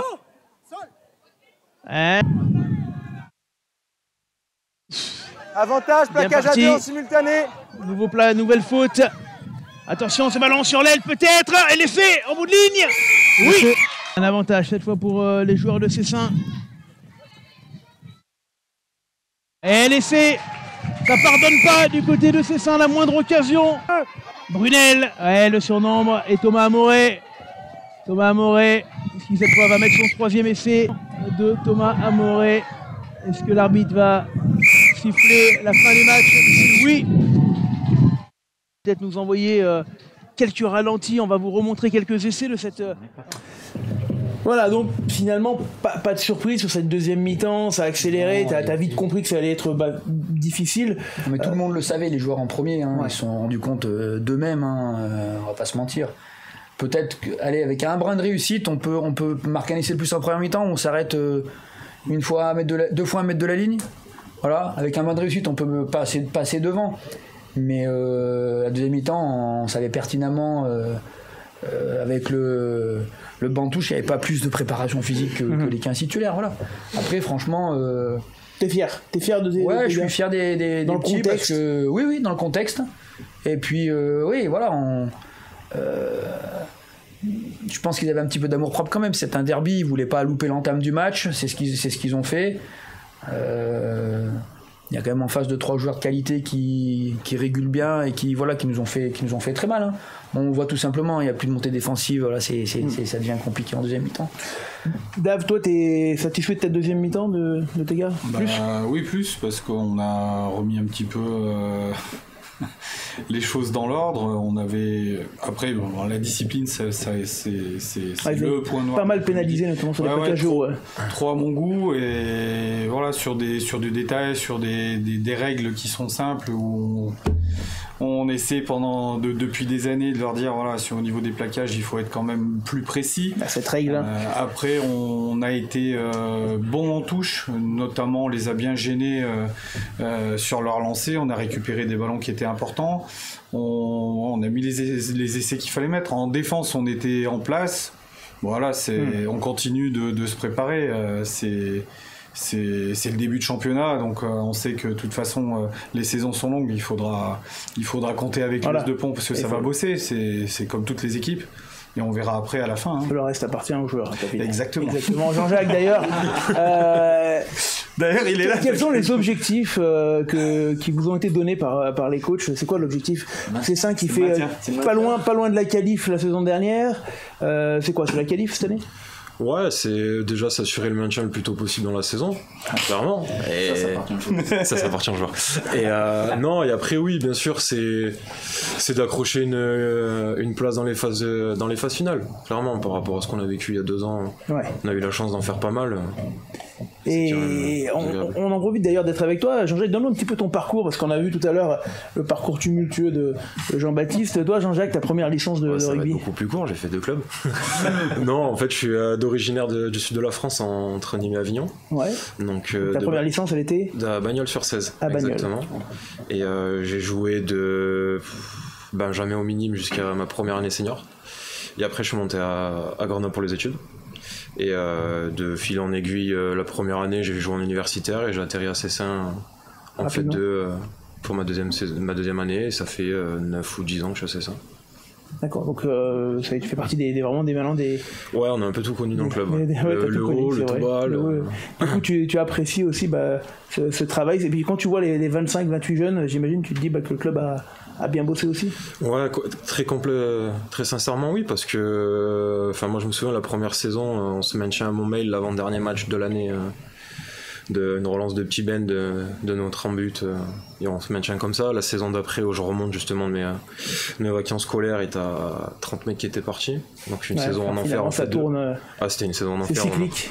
On a complètement coulé en fait 2 et après on repart en fait 3, mais compliqué parce que t'as des nouveaux départs, parce que tout le monde avait été écœuré de la saison, pour au final tomber en honneur. Et là du coup tu dis le club s'est organisé et s'est dit voilà, on va restructurer un peu le truc, et voilà, ça a misé sur la formation, les choses comme ça. Comme quoi tomber en honneur, tomber en R1, c'est souvent le départ d'un nouveau cycle, hein. Là, je parle pour Iso qui est redescendu, pour Pompey qui l'a vécu aussi. Oui, mais tellement de fois, bien évidemment. Ouais, t'es obligé de tout recréer de toute façon. T'as des départs et puis après voilà, tu joues pas au même niveau, et puis tu peux pas forcément, comme on parlait tout à l'heure par rapport au monde économique, tu dis que tu peux pas rivaliser par rapport à des équipes qui jouent plus haut en fédéral, donc tu mises sur la formation. Et la première année on monte une équipe de Bélasquin et ça reste pas trop, et puis maintenant t'as des joueurs qui jouent en national l'an dernier et qui veulent jouer avec nous en fédéral cette année, quoi. Ouais, merci. David, tu voulais rajouter? Ouais, non mais c'est vrai que pour repartir, tu reconstruis, mais autour d'un noyau, donc de jeunes joueurs qui arrivent après à maturité. Donc là, on a un groupe qui est stable. C'est la 6e saison que je fais à SS1. C'est le plus long que j'ai fait, je pense, dans un club, parce que c'est pas des objectifs pour un entraîneur. Et ouais, c'est long, 6 ans. Mais on repart d'une base de joueurs qui maintenant arrivent à maturité. Donc je pense que entre l'amalgame des garçons qui ont connu ce niveau fédéral plus les jeunes qui arrivent, on arrive à faire un groupe large et qui permet de peut-être envisager d'autres choses. Mais tu sais, voilà, le monde économique fait que des fois c'est compliqué. On peut se regarder dans les yeux et se dire qu'on fait la saison l'année prochaine ensemble, et puis finalement ça change 2 semaines après. Exactement. Ça, c'est vrai que c'est particulier. En 15 jours ça peut être parti. Ouais. On va attaquer le gros morceau de la Fédérale 2. Merci messieurs. Juste avant, on a un message alors pour toi, Damien. Tu dois nous parler de ton geste technique lors de la finale des Alpes contre Le Maule. Ouais, c'est un geste de grande classe. C'est-à-dire non, mais j'assume, j'assume complètement. Enfin, moi, j'ai pas de souci avec ça. Hein. Enfin, on s'est fait insulter pendant toute la mi-temps. Pendant tout le match, pardon, insulté propre. Et je passerai. Petit geste d'humeur, petit coucou aux copains, les plus sympathiques. Et puis voilà. Mais à un moment donné, moi, j'ai jamais eu de langue de bois. Du coup, c'est quoi le geste? Petit coucou, un petit toucher, c'est rien, tu vois. Mais quand t'as un bocal comme ça et que t'arrives à Lediger en disant on est arrivé, on va. C'était un geste médical. Ouais, c'est un geste médical. J'avais oublié le gant, quoi. Maintenant, il le recolle dans les vestiaires. Mais tu vois, ce qui est entre guillemets, c'est là où tu vois que le.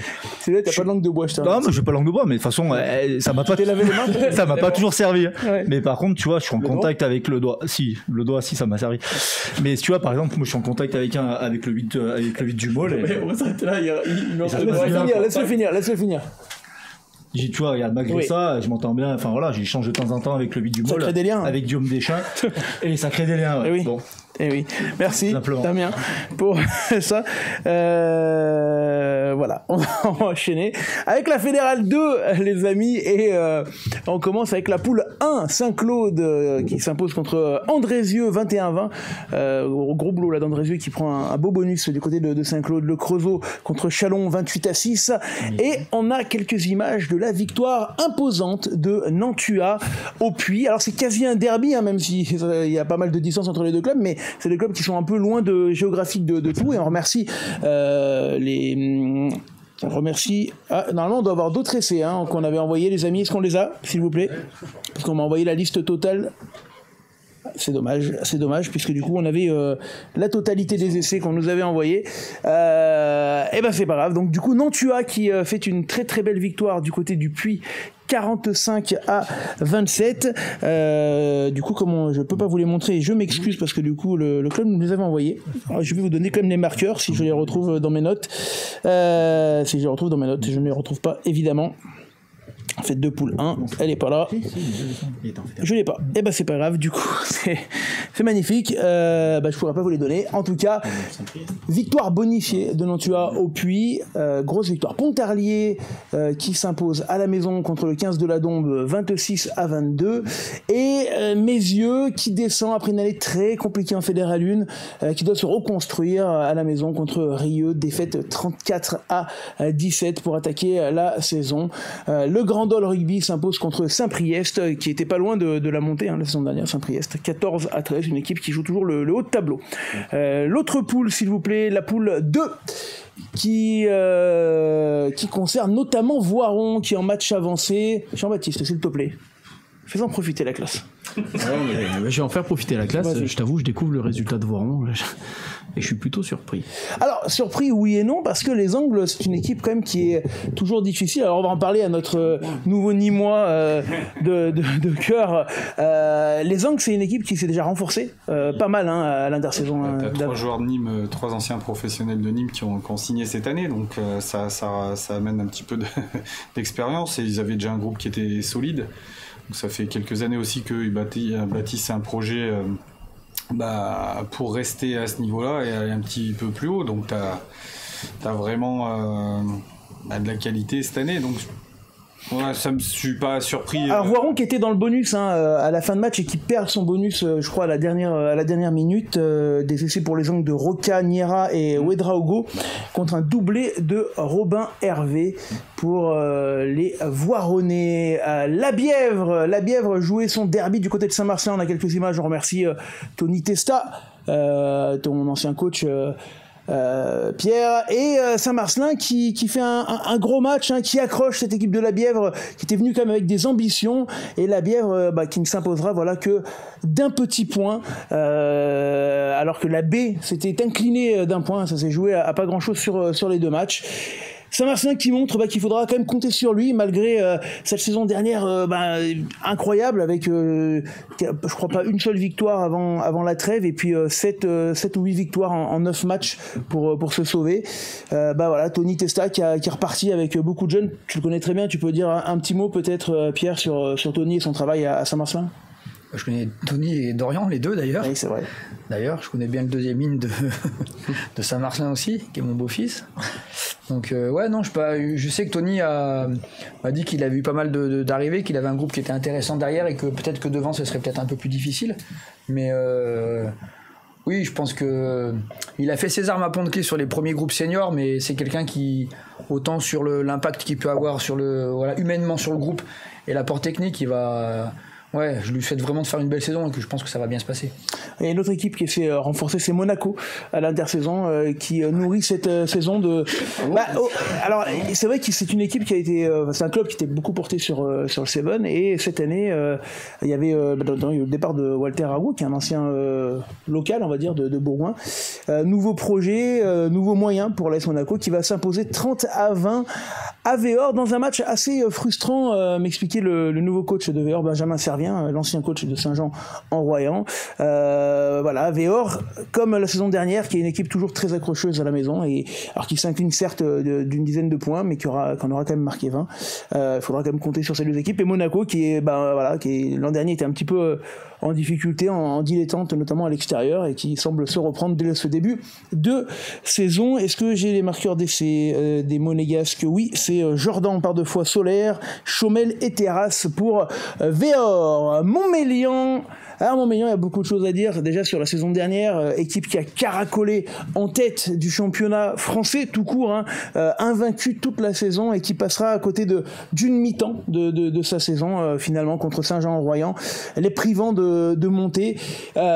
Du côté de Montélimar, on a remis le verre de chauffe, et gros recrutement encore à l'intersaison, un club qui travaille très très fort notamment avec ses partenaires, et ça paye dès la première journée contre, alors certes le promu, le Pontet, mais le Pontet qui vient avec pas mal d'ambition quand même dans ce championnat. Montmélian qui marquera 2 fois par Arnaud, par Betchem, 2 fois par Laurent, par Lafontaine et par Arthur Hogg, leur demi d'ouverture. Garcia qui marquera pour Avignon, le Pontet, le seul essai.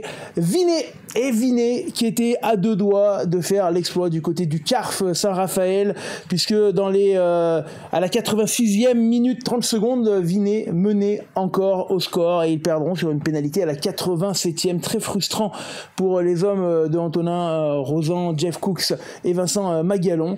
Les Vinois qui s'inclinent de un petit point à Saint-Raph, Thévenot, Sepulveda, Chatin et Gunyava pour Saint-Raph auront marqué les essais. Gaillard notamment pour Vinet. Vinet dont on se posait un petit peu des questions sur cette intersaison, des matchs amicaux qui n'avaient pas été forcément flamboyants, mais qui seront là puisqu'ils sont allés chercher quand même un point de bonus déjà très bon du côté de Saint-Raph, et à 2 doigts d'aller récupérer la victoire. Un autre promu, on parlait tout à l'heure des promus, c'est la Tour du Pin qu'on avait suivi longuement la saison dernière. Il s'était allé jusqu'en quart de finale du championnat de France de Fédéral 3, une intersaison où il a été compliqué de recruter du côté de la Tour du Pin. On en a pas mal parlé avec le coach. Il recevait Aubagne, le finaliste du championnat de France, puisqu'ils se sont inclinés contre nos amis de Sarlat en finale de Fête 3. Et le RCVT qui doit déplorer la blessure de son numéro 9, Thibaut Boiton, qui s'est cassé la main en match de préparation, qui était un petit peu le capitaine et le fer fer de lance de cette équipe, qui a bataillé. Alors certes, il s'incline à la maison, mais avec les honneurs, 37-23 avec des essais de Battaglia et Bavu contre cette équipe d'Aubagne qui est venue s'imposer. Mais voilà, Aubagne qui certes est promu comme le RCVT, mais avec des moyens et de grosses ambitions du côté du Sud. Merci à la Tour du Pin qui nous a envoyé ces images. Je vais vous donner les marqueurs d'essai d'Aubagne. C'est Combes, Hermé, Canourgues par 2 fois et Rio. Les montées, David, c'est pas forcément toujours facile à digérer. La Tour du Pin qui a pris la décision de rester autour de son groupe. On parlait tout à l'heure, économiquement aussi, ils ont décidé de pas faire des folies économiquement, de pas aller dépenser sur des joueurs et de mettre le club en danger. Ça demande du travail après pour tenir. Oui, ouais, c'est... Surtout à ce niveau-là.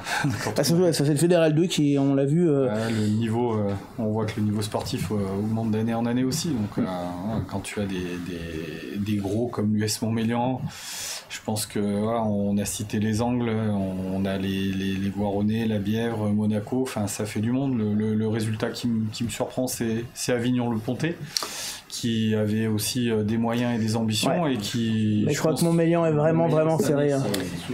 Je pense qu'ils ont mis toutes les chances de leur côté pour reproduire la saison tout à fait extraordinaire de la saison dernière. On monte d'une division en Fédéral 1. Et là, on va voir déjà la poule 1, s'il vous plaît. Elle arrive, elle a fait d'une poule 1 avec Villefranche qui s'incline du côté d'Orléans 23-14. Beaune, alors Beaune qui a été relégué, le club évolue en National 2, tu connais bien David l'histoire, pour des problèmes financiers. Oui. Une poule où on va jusqu'au Havre quand même, parce qu'il faut y aller, Villefranche-le Havre, c'est pas la porte à côté. Genève s'impose à la maison contre Beauvais, largement 46-5. Tiens, un petit mot sur Genève, la Suisse, tu fais partie du staff de la Suisse. Le Servette de Genève, c'est un petit peu un ovni, c'est un club suisse, mais avec pas beaucoup de Suisses. C'est en fait dans le rugby suisse, parce que c'est pas du tout représentatif du niveau des clubs suisses. Le Servette à un moment donné a voulu permettre à ses joueurs d'évoluer à un plus gros niveau, donc ils ont été mal accueillis par le comité des Alpes à l'époque, bien accueillis par le comité du Lyonnais. Et on parle de modèle économique, on parle de construction. C'est un club qui évolue, mais comme je te le dis, on a quelques internationaux, mais c'est pas la majeure partie des internationaux qui jouent à Genève. Ça reste une enclave dans le rugby suisse. Donc on n'en parle plus trop du Servette, ils font leur vie. Maintenant, je pense qu'ils sont à des années-lumière de ce qu'on peut proposer sur la Suisse. Et ils vont se construire comme ça. Alors pour l'instant, ils sont... quasiment, non, ils peuvent aller jusqu'en national, quoi que ça dépend. Ça va dépendre du contour de ce que la Ligue Pro va mettre. Voilà. Parce qu'au niveau fédéral, ils sont au maximum. Après la N2, à voir comment. On n'a pas d'infos. Faudrait que tu vois. On les contactera pour savoir ça. Merci Dave. L'autre poule avec quelques clubs locaux, notamment nos amis d'Annecy. On en a parlé tout à l'heure. Hop, ça arrive, ils sont là les résultats. Annecy qui va prendre un très bon point, deux très bons points de match nul du côté de Tricastin, chez qui il est toujours compliqué aussi d'aller. 16 partout pour nos amis. On a quelques vidéos, je crois, on a une vidéo d'Annecy. C'est quoi, oui. Ouais, elle arrive, elle est là. Arrête de parler, Jean-Baptiste, ça rentre dans les micros après. Annecy qui marquera par Le Note et Tricastin par Lagny. Alors pour avoir discuté avec le coach Julien Forge d'Annecy, un peu de frustration. Ils étaient partis vraiment avec l'ambition de revenir avec les 4 points. On le voit, il a vite fait très nuit dans ce stade du côté de Tricastin, et Annecy qui s'impose. Voilà, non, j'ai eu un doute, excusez-moi, sur le stade de Tricastin, mais c'est bien 16 partout entre Tricastin et Annecy. Et la sensation, elle vient du côté de Saint-Jean-en-Royan. qui est allé s'imposer chez Annonay. Annonay, c'est tout simplement une équipe qui était à deux doigts déjà de monter la saison dernière en N2, qui revient avec de très belles ambitions, un club qui se structure admirablement. Annonay, hein, c'est vraiment une très très très belle équipe. Et du coup, l'énorme coup de Saint-Jean-en-Royan, JB, c'est pour cette ouverture du championnat, on pouvait pas rêver mieux du côté de Saint-Jean. Ouais, avec une préparation qu'ils avaient un peu compliquée. Ils avaient perdu contre Villefranche à la maison avec un score un peu large. Ils savaient pas trop où ils allaient. Pour connaître un peu des joueurs de Saint-Jean, même eux se poser la question en fait sur le niveau qu'ils avaient. Malgré le fait qu'ils aient quand même des joueurs un peu stars, hein, Nagusa, Mano, Hunt, ils ont quand même pas mal de joueurs pros, d'anciens joueurs pros, voire internationaux avec eux. Et puis je crois qu'ils vont battre Annonay qui est l'ogre de la poule. Hein. Ils ont mis les moyens, ils ont tout ce qu'il faut pour. Ouais, c'est des points qu'il faut prendre maintenant. Annonay, peut-être que dans 10 matchs, ça sera une autre musique. Hein. Donc d'aller gagner là-bas, ils vont s'assurer des points que peu vont aller faire chercher. Annonay qui aura marqué par Guy Chardon son essai, donc Saint-Jean-Royan qui aura marqué par Guy Chardon son essai du côté de Annonay. Alors j'ai Morgane qui nous dit pourquoi chaque début de saison de déblayage on parle du Servette. Alors déjà d'une parce qu'on en parle régulièrement toute l'année, même si on n'a pas trop les images du Servette, mais s'ils veulent nous les envoyer avec plaisir. Et de deux parce qu'on avait la chance d'avoir un petit Suisse avec nous sur le plateau, donc du coup c'était l'occasion d'en parler de ce club qui du coup fait partie de notre environnement. Voilà pour cette Fédérale 1, poule 2, un petit tour du côté de la Nationale 2 où nos amis de Rumilly s'imposent à la maison 26-13 contre l'Avenir Valencin. Est-ce qu'on a des images, les amis? Oui.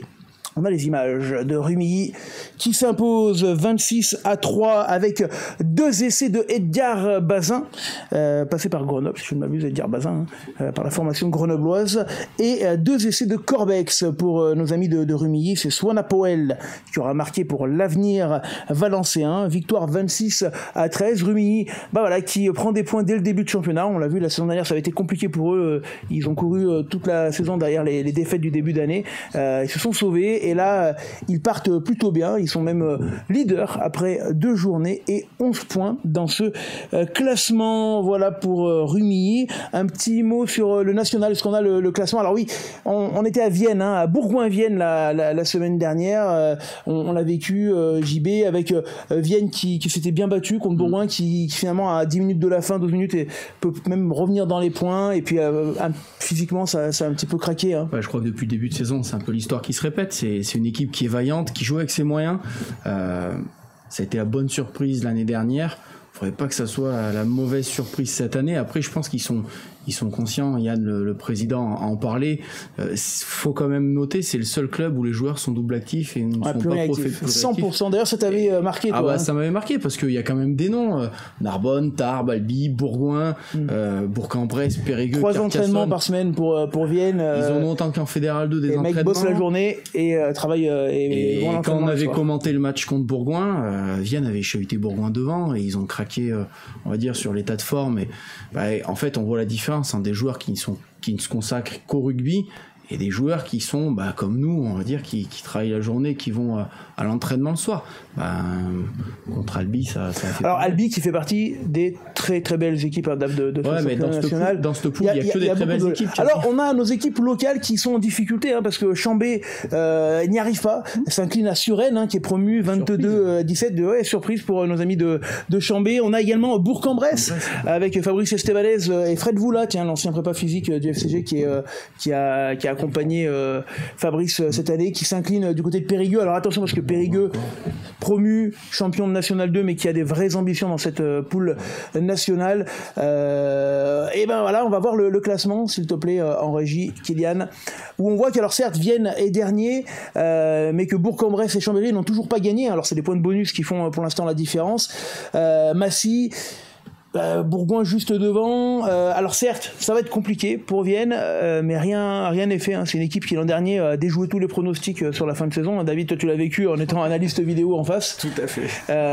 Et voilà, l'objectif, ça sera d'aller chercher le maintien pour les hommes du demi de talon ailier et pilier, même s'il n'est pas content que j'ai dit ça, Yann Arnaud. et avec plaisir pour la troisième mi-temps, Yann, évidemment.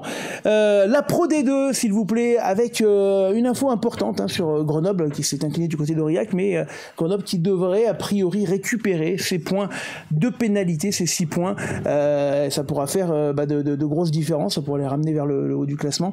Le FCG surtout qui en avait besoin parce que l'intersaison a été tumultueuse, c'est le moins qu'on puisse dire. Jusqu'au bout, on pensait même qu'ils allaient redescendre, jouer en national, avec un nouveau derby contre Vienne. L'arrivée de Patrick Goffy qui a qu'importe ce qu'on peut penser du personnage, redistribuer les cartes et redynamiser le club qui a sauvé une partie de ce club économiquement.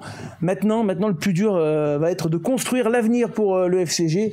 Quel avenir? Est-ce que c'est un avenir de maintien en Pro D2 et de première, deuxième partie de tableau? Est-ce que c'est un avenir d'un jour retrouver le très haut de tableau? On peut parler un petit mot du FCG avec vous deux parce que c'est deux clubs qui ont une histoire aussi avec le FCG. Déjà Pont-de-Claix parce que le FCG va venir s'entraîner et mettre son centre de formation, son centre d'entraînement à Pont-de-Claix, non? C'était dans les cartons. Ah, ça l'est plus?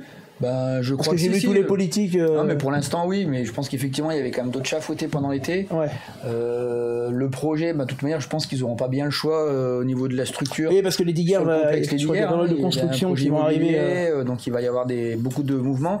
C'est un peu paradoxal de dire qu'il y a un projet immobilier à les diguères, alors que c'était le gros projet de Grenoble autour des diguères il y a 7-8 ans. Et du coup, c'est plus le même projet. Ouais, je pense que du coup, ils vont être obligés parce qu'ils n'auront plus la capacité d'avoir un centre d'entraînement de performance qui soit adapté au sport professionnel maintenant. Donc j'espère que on va donc logiquement, ils viennent s'entraîner, ils vont venir en tout cas s'entraîner à Pont-de-Claix. Ça a été signé, il y a eu les politiques et autres. Non, il y a eu beaucoup de. Enfin, c'est signé. Ils sont à la phase du dépôt des permis d'aménager, de permis de construire. Il y avait beaucoup d'étapes à franchir par rapport on est quand même sur une zone de PPRT avec les usines et il y avait pas mal de choses d'étapes à franchir. Je crois que ça a été franchi et maintenant il va rester aussi un problème non important, c'est l'aspect économique parce que c'est un terrain que le FCG veut acquérir et construire avec ses propres deniers. Donc voilà, il faut être suivi par. Donc il n'y a rien qui est fait encore. Non, je pense que c'est. J'ai pas d'infos à vous donner très fraîches, mais c'est toujours d'actualité. Toujours d'actualité. De l'autre côté, à Cessin, déjà vous avez un joueur qui fait partie des staffs des Crabos. Oui. Nicolas Bonegro. Puis quelques doubles licences, on l'a vu hier notamment avec votre arrière. Baptiste Naval. Merci. Qui d'ailleurs qui a brillé sur le match d'hier. Il y a un vrai lien fort qui s'est créé avec le FCG et Cessin. Oui, ça date pas d'hier non plus. Je pense que le FCG, de toute façon, a toujours voulu travailler avec ses clubs amis de l'agglomération. Donc, moi qui suis passé à Grenoble au niveau de la cellule de recrutement, je sais de quoi je te parle. Et d'avoir des liens forts avec les clubs dans les environs, ça te permet quand même d'avoir des équipes de jeunes qui peuvent briller.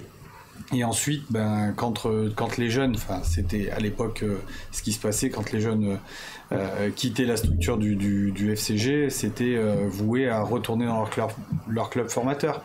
Après, avec le modèle économique dont on parle depuis le début de l'émission, c'est pas toujours évident. Puis il y a le niveau aussi du club qui t'a formé. Parce qu'il y a un marché en Fédéral 3, Fédéral 2 des anciens espoirs non gardés par les clubs comme Grenoble et Bourgoin. Ouais. Je suis pas sûr. Maintenant, donc en fait, c'est même je pense pas que sûr. nous, petit club, on n'est pas. Enfin, petit club. Ouais, sans faire injure à personne, on n'est pas invité. En espoir, les gamins qui au bout de. Enfin, s'ils arrivent au bout de leur formation espoir, au bout de 3 ans, s'ils franchissent pas le pro, ils ont tous un agent. Oui. Donc en fait, ils vont aller vers de la Nationale 2, la Fédérale 1. Enfin voilà, ce sera. En gros, avec parfois une passerelle quand même de niveau qui est pas évidente. Passer des espoirs à la Fédérale 1, c'est pas le même rugby. C'est pas du tout. Notamment sur les plaquages, les gars. Les plaquages en bas là. Non, on le voit, mais c'est difficile. Et puis c'est vrai que, comme dit Pierre, avec les agents sportifs, on va tout de suite chercher du plus haut, mais la réalité du terrain, elle est complètement différente. Tu vois, j'ai quelques exemples sur Nîmes où les mecs sont champions de France Espoir Elite et font 3 feuilles de match dans la saison. Donc on n'a pas cette réalité, on n'apprend plus ça aux jeunes. Tout de suite, on va vers des avantages. Une voiture et des sous. Et un appart. Parce que quand même, faut se loger. Voilà. C'est un peu compliqué à Pont-de-Claix de se loger. Non, on a des apparts aussi de Mars, des Olympiades aussi. Pierre. Et moi j'ai un bout de jardin. Tu peux en prendre un ou deux.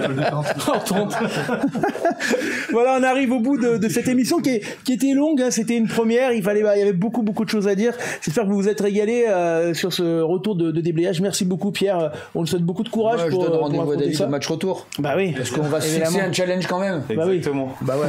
Avec la B aussi. Comme on a fait.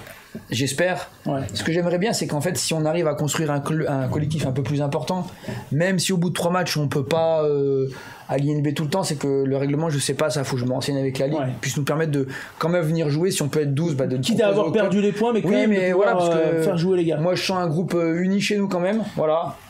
C'est compliqué de dire si vous voulez dans la défaite, rugby, c'est compliqué, mais si vous voulez découvrir le rugby ou le reprendre en senior, Pont-Clé ouvre ses portes. Écoutez, avec des mecs sympas. Ouais, en priorité. Voilà. Merci Pierre, en tout cas pour ta gentillesse depuis le début.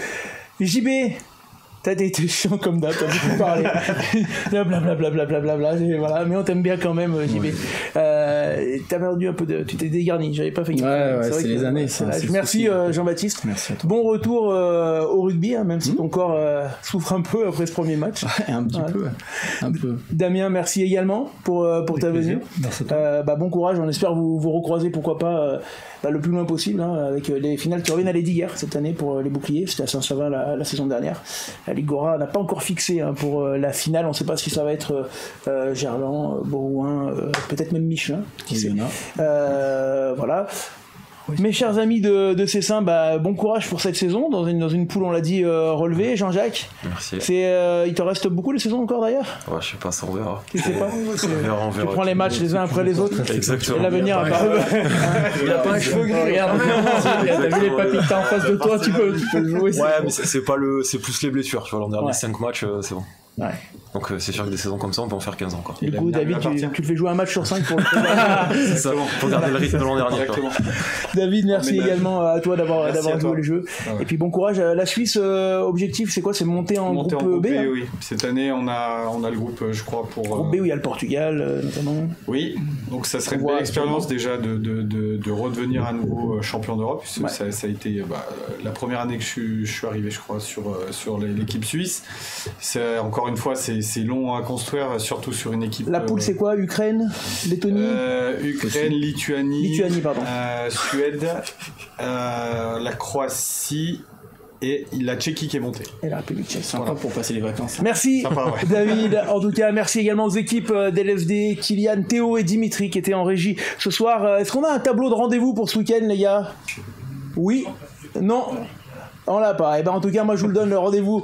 Il y aura du basket samedi. Le GB38 recevra l'Orgue en direct à Grenoble, à Auch, pardon.